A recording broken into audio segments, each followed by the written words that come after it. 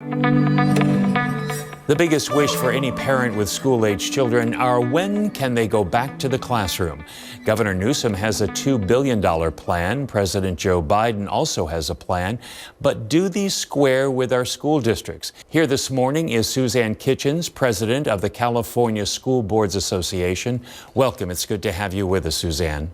Thank you so much. Good morning. We all know that in-person learning is what's wanted, but is that really realistic at this point and even for the near future? I think that what the governor has proposed is clearly in his way of framing the proposal about, the reopening, is that he believes he's given local school boards and county boards of education enough to do this safely.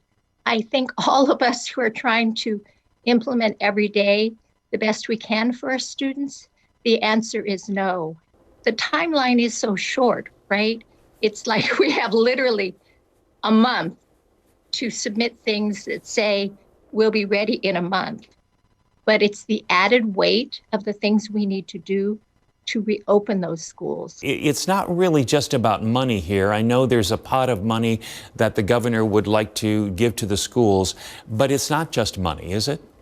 The money doesn't come close to addressing all the needs we have.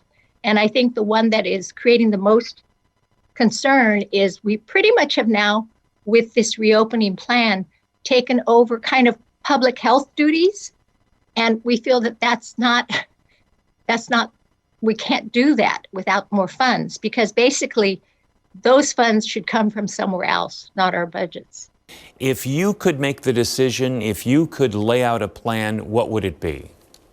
Well, I think, first of all, for those of us who understand, we try to stay as close to our local schools as possible. So each of us come in with our plan for our community. So I don't want to speak overall for all communities, but basically, I think having things sent to us after they've already been decided is probably not the best way to handle this, because once we reopen, we plan to stay open. One of the problems with this particular way of starting it the way we are with 2 weeks here and then 2 weeks here is that it doesn't give us enough time to do a thorough job. So the chances of us succeeding are not really high. What do you tell parents? Because I'm sure that they have contacted you about, are you using this, to delay kids going back to school? You've heard that argument. Yes. And as both a mother and also a grandmother, and a mother of a public high school teacher, I understand the implications of keeping schools closed.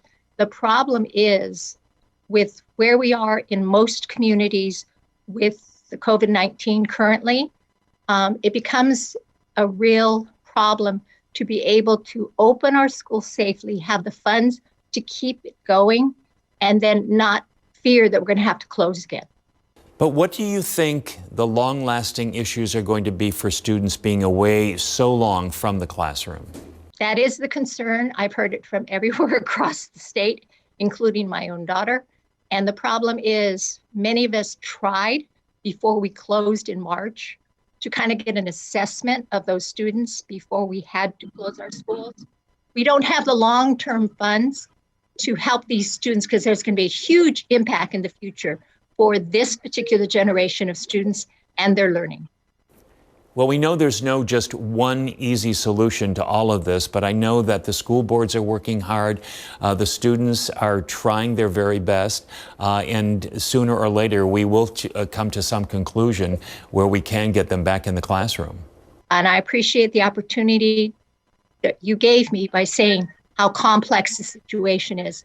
So for all of us who are either board members, parents, and teachers, remember that as we move into this new environment. It's been a long time for us to be out, and we need more broadband access across the state for students who are struggling in their virtual environments. All right, Suzanne, I think we'll have to leave it there, but thank you so much for being with us today. And I really appreciate the opportunity.